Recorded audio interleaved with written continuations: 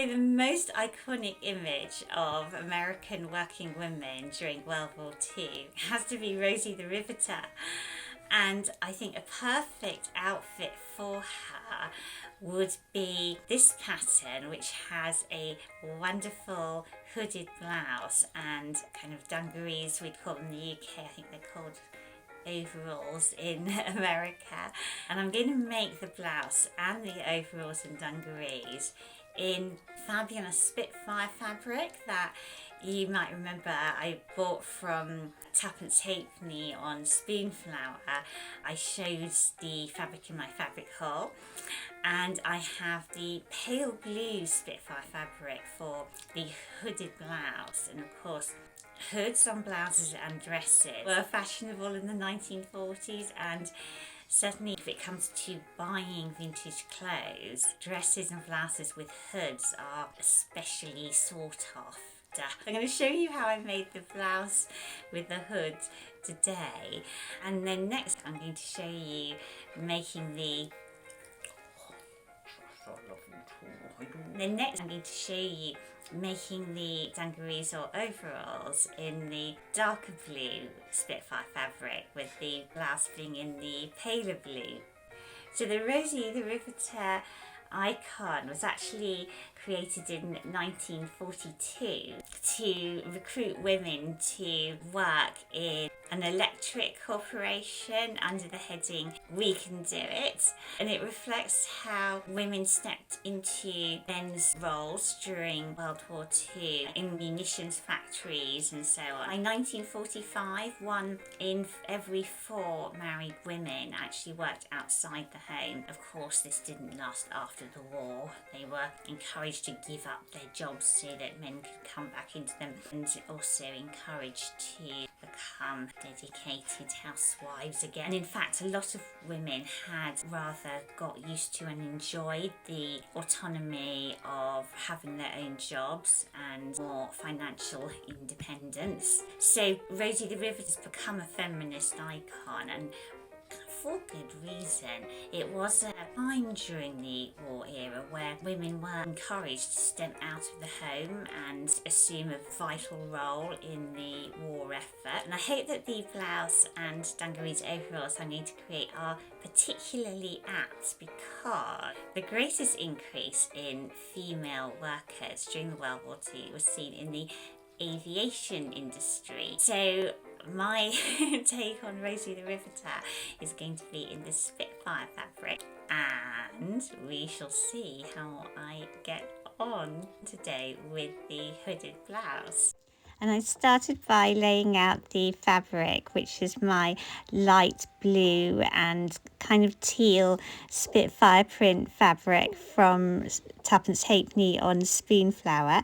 And you can see she's been clever in ensuring that the Spitfires are flying both up and down, which it makes it much more economic to cut out the fabric, because you can lay the pattern pieces in either direction.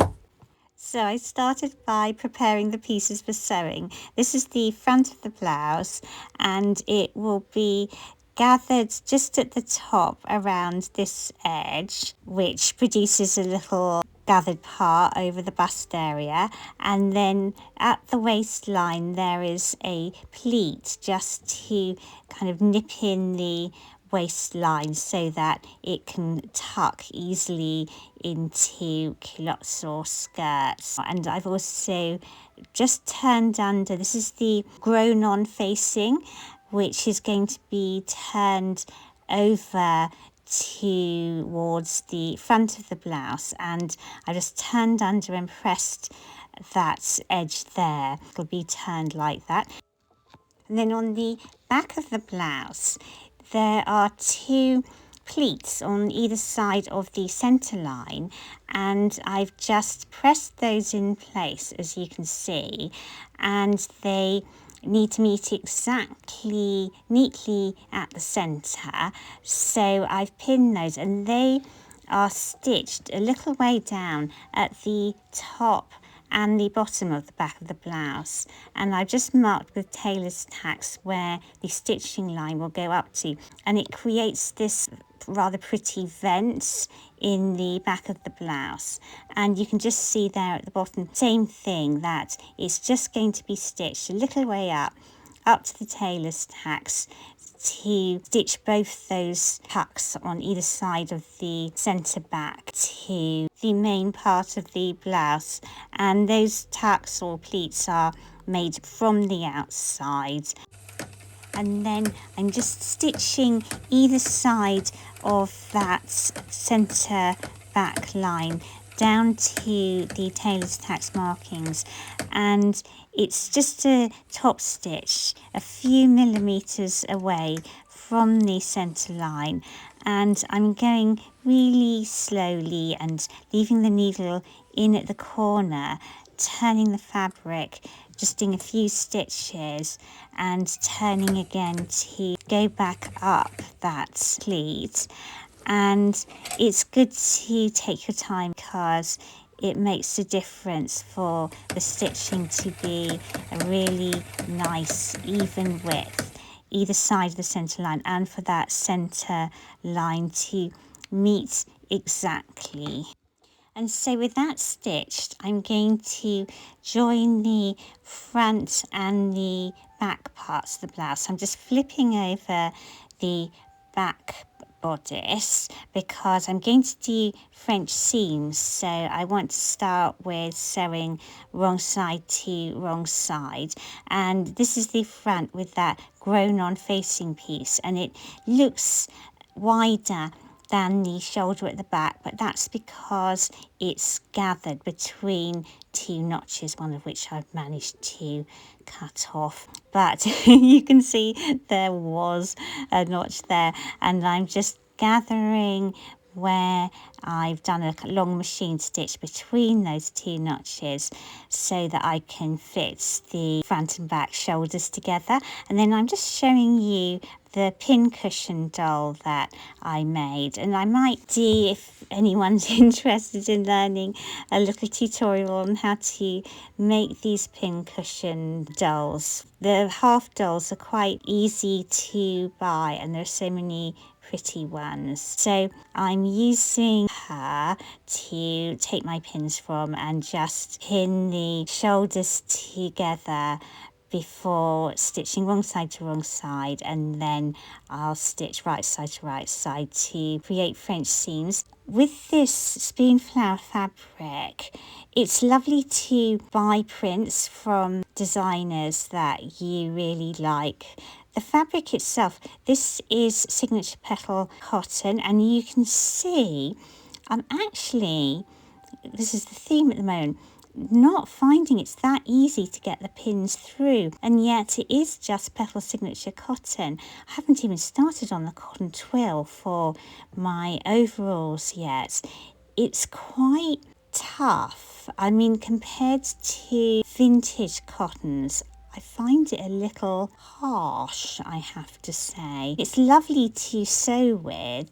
It doesn't unravel. I'm just going to do the side seam now. It's very easy to run through the sewing machine, but I'm really finding it surprisingly different to using vintage fabric.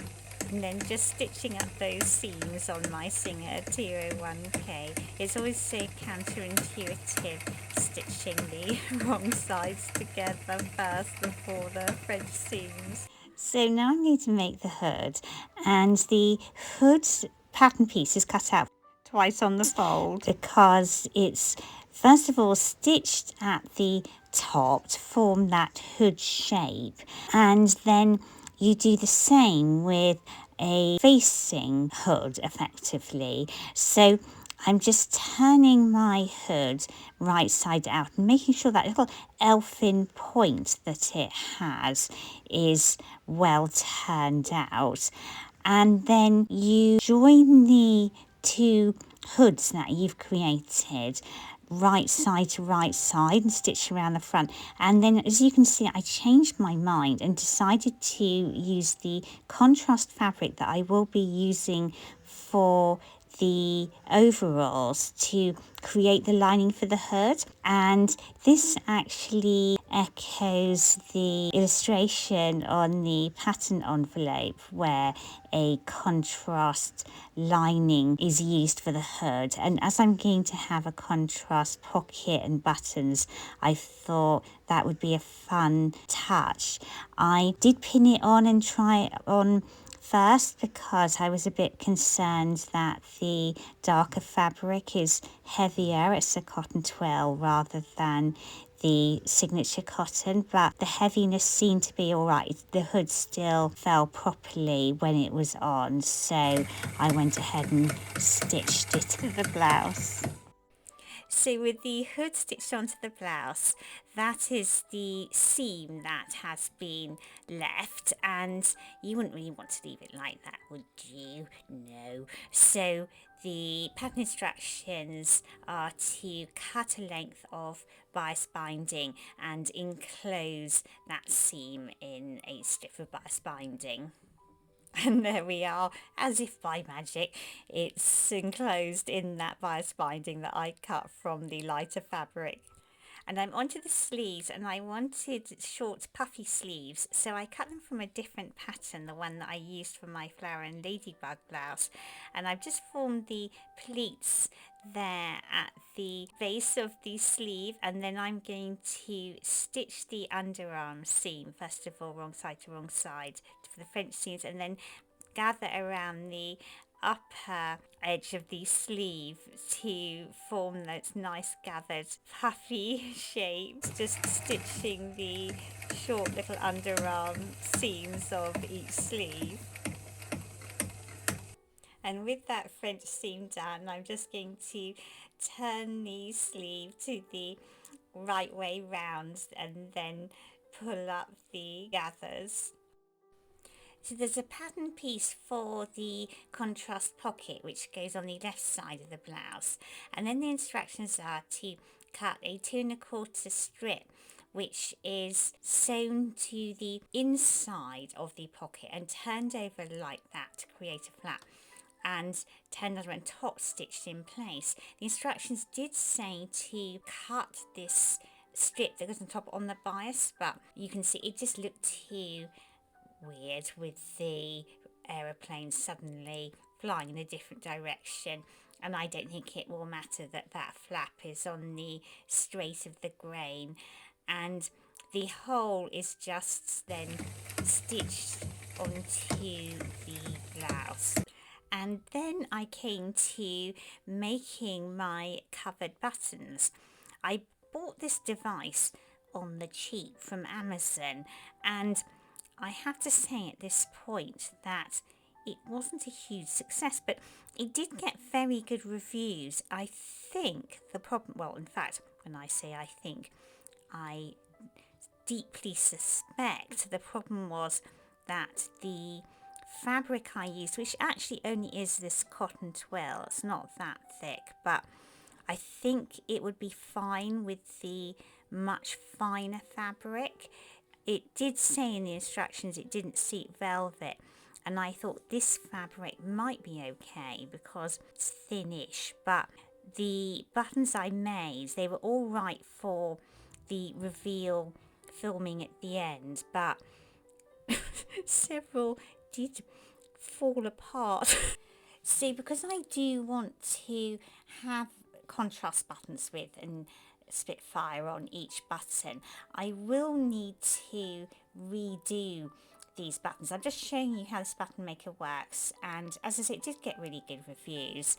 It's just me and my fabric, and it works really easily. So you just put it in the fabric, circle of fabric, in this mould, and then you put in the top of the button and press it down into the mould and wrap the fabric around the edges of that button. That's why I drew the fabric circle a bit larger than the mould.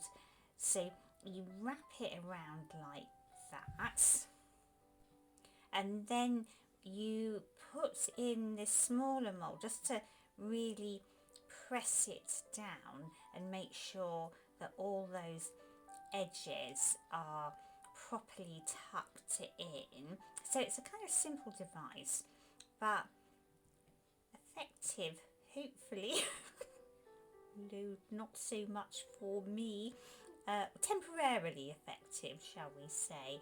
So that's just squashed down like that, and then you take the back of the button and press it down firmly into the mould, and then you just press down on the top of this nifty little device to release the button, and out it comes like that. And it's kind of cute with the Spitfire just in the centre, and then you've got that hook to attach it to the blouse.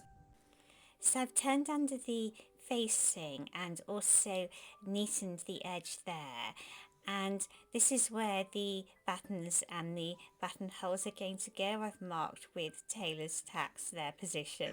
And I decided to make brown buttonholes because if I'm too pressed for time and don't do them, I always regret it and wish I had, because they're so pretty and I think they make all the difference. Even though they're very fiddly to do, the result is always worth it. I think they add a really beautiful finishing touch to garments. There they are, my finished brown buttonholes. And then the only thing that I had left to do was to make the sleeve supports. So I've just turned these right side out, and I'm going to slip stitch the edges together to finish. And here we are, the finished hooded blouse. These pointy hoods are very late 30s, early 40s. And you can see how the contrast hood with the pocket and the buttons work, and really puffy sleeves as well, which is also very late 30s, early 40s. I did put those sleeve supports in to give them extra puffiness, but to be honest, they were really puffy anyway, because that sleeve head is really very gathered right just at the top, and then I've got my pocket as well. And I did make this blouse to go under the overalls, or dungarees as we often call them in Britain. And you can also see that back vents there on the blouse, giving it its shape. And it's, of course, it's got those tucks around the waist, which are very characteristic, and they just nip in blouses at the waist so that you can tuck them quite easily into trousers or culottes. And in fact, I've already cut out my overalls or dungarees. Just going to show you the hood here, and I might have enough of the contrast darker fabric left to make a little pair of short culottes to go with the blouse too, which would be really sweet. And yeah, this is just the hood when it's pulled up. I doubt it would keep out a lot of rain, but maybe it would keep out a little bit. So thank you so much for watching me, and I hope that you will consider subscribing, and please like this video. It all helps with the YouTube algorithm. We can only hope. See you next time. Bye.